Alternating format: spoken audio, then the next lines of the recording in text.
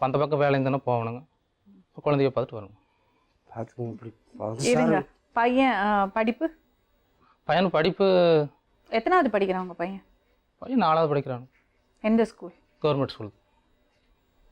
நீங்கள் கல்யாணம் பண்ணிட்டீங்க? கல்யாணம் இப்போ 4 வருஷம் பண்ணாமல் இப்போ பண்ணி இப்போ 3 வருஷம் குழந்தை இல்லைங்க. இப்போ தான் ஒரு பொண்ணு பிறந்துக்குங்க. 20 நாள் தான் ஆச்சு. 4 வருஷம் பண்ணாமல் இருந்தீங்களா? ஆமாம். 3 மாதத்தில் பண்ணிட்டீங்க சொன்னாங்க. 3 மாதத்தில் எப்படி மட்டும் பண்ண முடியும்? இல்லை 3 மாதம் இல்லைங்க.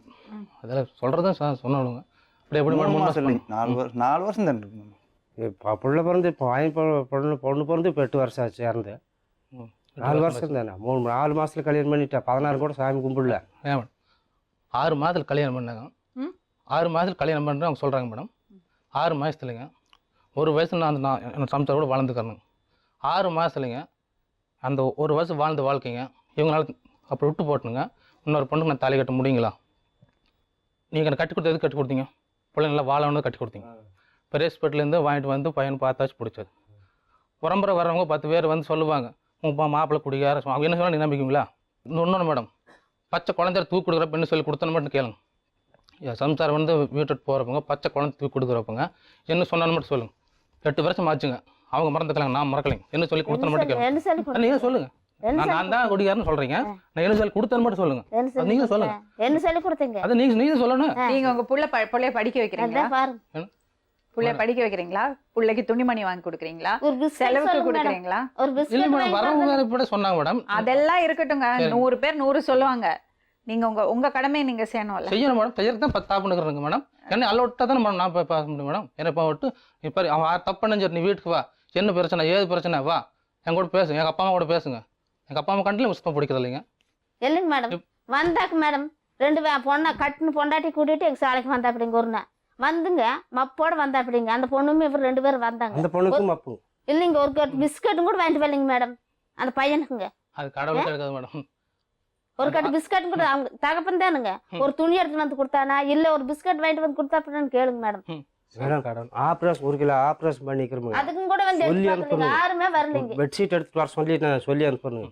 நான் அங்கே போயிட்டு மதுரை போயிட்டு. பிளட் குரூப்புங்க என்னடுங்க? ஓ ஃபர்ஸ்ட் மேடம். ஓ ஃபர்ஸ்ட். பையனுக்கு என்ன பிளட் ஏபி குரூப்? ஃபர்ஸ்ட். ஏ ஃபர்ஸ்ட். பையனோட ப்ராப்ளம் என்னங்க? பையனோட ப்ராப்ளம் மேடம் இவங்க இருக்கிற இடம் வந்துங்க சுத்தமான செம்மண் பூமிங்க.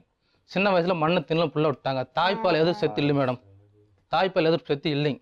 எனக்கு கூப்பிடா என்னை தப்பு எனக்கு நான் தப்பு பண்ணுற காரணம் இவங்க இத்தனை தப்பு சொல்கிறப்பங்க என்னோட பையனை பிறந்துட்டு போட்டுங்க. நான் இந்த மாதிரி தப்பு பண்ணாலே ஏன் இவங்க கூப்பிட்டு கேட்க மாட்டேங்க. அடுத்தவங்க சொல்கிற மாதிரி நான் குடிச்சா கல்யாணம் பண்ணி சொல்கிறேன். என்ன பிடிச்சி கேட்பாங்க. இப்போ உங்க பையனை நீங்க பார்க்கணும்.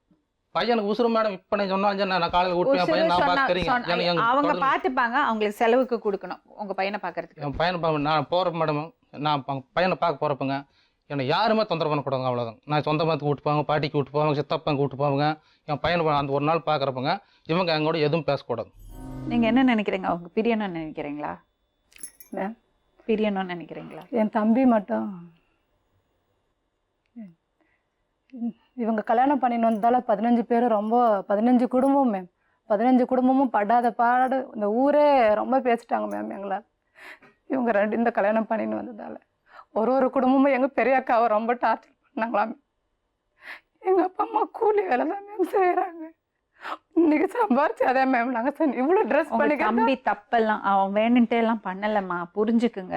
இவ்வளோ ட்ரெஸ் பண்ணிக்கிறதால நீங்கள் நினைக்காத மேம். ஆனால் நாங்கள் கூலி இன்னைக்கு சம்பாரிச்சாதான் எங்கள் அப்பா அம்மா இன்னைக்கு சாப்பிட முடியும். அப்படி அவங்க வயிற்ற வாய் கட்டி இவனை இவ்வளோ படிக்க வச்சிருக்கோம். ட்ரெஸ் பண்ணிக்கிறத பற்றி ஏன் வருத்தப்படுறீங்க? அது உங்கள் ரைட்டுமா. நல்லா ட்ரெஸ் பண்ணி வேலைக்கு போனால் நல்லா ட்ரெஸ் பண்ணிக்க கூடாதா மேம்? அப்படிலாம் சொல்லாதீங்க. நீங்களே ஏன் குறைஞ்சிக்கிறீங்க? இல்லை மேம் எல்லா வேலைக்கும் அதோட டிக்னிட்டி இருக்குல்ல. ஆனால் இன்னைக்கு வேலைக்கு போனாதான் மேம் எங்கள் அப்பா அம்மா சாப்பிட முடியும். ஏமாத்தி திருடி எல்லாம் நம்ம எல்லாம் சாப்பிடல. வேலை செஞ்சு தானே சாப்பிடுறீங்க. அதுக்கு எதுக்கு நீங்க வருத்தப்படுறீங்க? வருத்தப்படல மேம். ரொம்ப மனசு உடஞ்சு போயிருக்கிறாங்க மேம். அவர் என்ன தப்பு பண்ணாருன்னு நினைக்கிறீங்க? இந்த பொண்ணு இப்படி கல்யாணம் பண்ணிட்டு வந்துட்டானே அந்த பொண்ணு காப்பாத்தணும்னு தானே நினைச்சிருக்காரு. கட்டாயப்படுத்தி கல்யாணம் பண்ணி வச்சிருக்காங்க. ஆனா அவங்க பேரண்ட்ஸ் அப்படிதான் மேம் சொல்லியிருக்கிறாங்க. அந்த பொண்ணுகிட்ட ஏதாவது சொல்ல விரும்புறீங்களா? இப்பதான் பாக்குறீங்களா அந்த பொண்ணு? ஆமா மேம் கல்யாணம் பண்ணிட்டு வந்தது இதான் ஃபர்ஸ்ட் டைம். அந்த பொண்ணுகிட்ட ஏதாவது சொல்ல விரும்புறீங்களா? இதை சொல்ல இல்லையா? உங்க தம்பிகிட்ட அவன் தான் மேம் இப்படி பண்ணிட்டானே. வேற என்ன மேம் நாங்க சொல்றது? அக்கா நீ எதுவும் கவலைப்பட வேணாம். நான் இப்போ வேலைக்கு போயிட்டு நாங்கள் நல்லா பார்த்துங்க அப்பா அம்மாவை. இல்லை படிப்பே முடியல எப்படி மேம் பார்க்குவான் அவன்? அவங்க அப்பா அம்மா சொல்கிறாங்களாம் திருச்சியில் அவன் எப்படி வருவான், சர்டிஃபிகேட் எப்படி வந்து வாங்குவான்னு பார்க்குறேன் அப்படின்னு சொல்லியிருக்கிறாங்க மேம் அவங்க அப்பா அம்மா. சர்டிஃபிகேட் ஃபுல்லாக அங்கே திருச்சியில் மாட்டிருக்குது. எப்படி இருக்கும்ல பெத்தவங்களுக்கு, கஷ்டப்பட்டு கூலி வேலை செஞ்சு படிக்க வச்சிருக்காங்க. அந்த பையனோட படிப்பு கெட்டு போச்சுன்னா எவ்வளோ வயத்தறிச்சல் இருக்கும் பெத்தவங்களுக்கு. இதனால எங்கள் சித்தி பையன் தம்பி மேம் ஒருத்தர் அவரு சேர்த்து 2 நாள் தான் மேம் ஆகுது. அந்த சாவு கூட இன்னும் சொல்ல முடியல. எப்படி ஆக்சிடென்ட் ஆயிடுச்சு மேம். அவங்க தான் மேம் என்ன என் ஃபேமிலி என்ன அங்கே பெங்களூர்ல அவங்க தான் மேம் பார்க்கறது, இவங்க பார்க்கறது இல்லை மேம். இவங்க ஊர்ல பையனா சின்ன 20 வயசு தான் மேம். ஐயோ கரும்பு ஜூஸ் வண்டி ஓட்டுறாங்க மேம். அங்கே எங்கள் சித்தி சித்தப்பா சின்ன வயசு தான் மேம். அவன் கரும்பு ஜூஸ் வண்டி விடிகால மார்க்கெட்டுக்கு போகும்போது ஆக்சிடென்ட் ஆயிடுச்சு. அந்த சாவு கூட இவனா சொல்ல முடியல மேம். அந்த துக்கத்துல தான் மேம் நாங்கள் வந்திருக்கோம். அது வேற ஒரு துக்கம் மேம். அது கூட எனக்கு தெரியாது மேம், நேற்று தான் சொல்லி தெரியும் மேம். அந்த சாவு கூட மனுஷனுக்கு மனுஷன் இப்படி பண்ணிக்கலாமா? நீங்க சித்தப்பா ஹஸ்பண்டோட தங்கச்சி வீட்டுக்காரர், எங்க வீட்டுக்காரோட தங்கச்சி வீட்டுக்காரர் மேம். என்னென்ன பிரச்சனை வந்தது இதனால? மேடம் அதாவது அவங்க சொன்னது தான் நம்ம பார்க்கல. இவங்க ஃபேமிலி வந்துட்டு அங்கே 15 குடும்பம் இருக்காங்க. அவங்கள வந்துட்டு இவங்க பொண்ணோட வீட்டுக்காரங்க எல்லாருமே வந்து ஸ்டேஷனில் கம்ப்ளைண்ட் பண்ணி எல்லார் மேலேயும் போலீஸ் வந்து யாரெல்லாம் கிடைச்சாங்க அவங்களெல்லாம் கூட்டிகிட்டு போய் ரொம்ப அடிச்சிருக்கிறாங்க. அவங்கெல்லாம் பயந்து அந்த ஊர்லேயே இல்லைங்க மேடம். இப்போ யார் எந்த ஊரில் இருக்கிறாங்கன்னே தெரியலைங்களா. டோட்டலாக அந்த ஊரில் இல்லை யாருமே. பயந்துட்டு அவங்கவுங்க ஏதோ தெரிஞ்ச இடத்துக்கெல்லாம் ஓடி போய் மறைஞ்சுன்னு இருக்காங்க. இப்போ இவரால் வந்து ரொம்ப பாதிக்கப்பட்டிருக்காங்க அப்பா அம்மா, இவங்க சொந்தக்காரங்க ரொம்ப கஷ்டப்பட்டிருக்காங்க. சரி திடீர்னு இந்த மாதிரி ஃபோன் வந்ததுனால அப்பா அம்மாவுக்கு வந்து இங்கே வர்றதுக்கு தெரியல, எங்கே போகணும் எப்படி என்ன தெரியல. அப்புறம் நம்மளை கேட்டாங்க, கூப்பிட்டாங்க வாங்க போயிட்டு வரலான்ட்டு. வணக்கம், உட்கார்.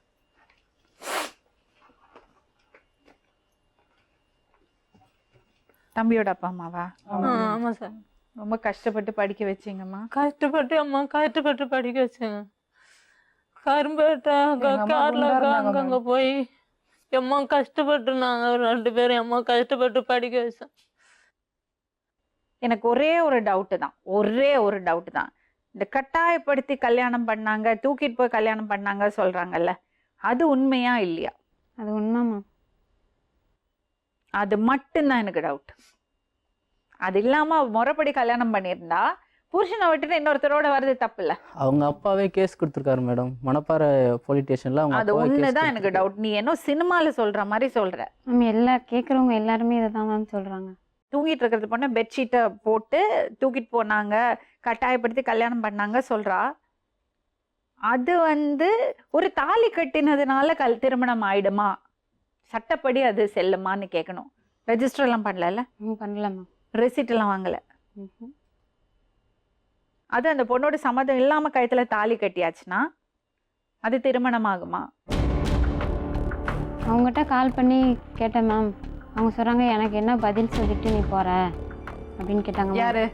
அந்த தாலி கட்டினாங்களே அவங்க. தாலி கட்டினாங்களோட நம்பர் இருக்கா? இருக்கு மேம். கொடுங்க. சம்மதத்தோடைய தாலி கட்டினாரு அவரு? இல்ல மேம். தூக்கிட்டு போய் தானே தாலி கட்டினாரு. அது மட்டும் கேட்டுப்போம். நீ சொல்றத மட்டும் நம்ப முடியாதுல்ல.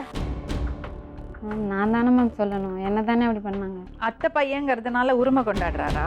அப்படி நினச்சிதான் மேம் அவங்க பண்ணியிருக்காங்க. அப்படி பண்ணிட்டா எதுவும் பண்ண மாட்டாங்க. எனக்கு 4 பசங்க மேடம். எனக்கு 3 பொண்ணு, தம்பி ஒன்று, நான் 4. எல்லாம் கஷ்டப்பட்டு தான் எல்லாத்தையும் கல்யாணம் பண்ணி வச்சோம்.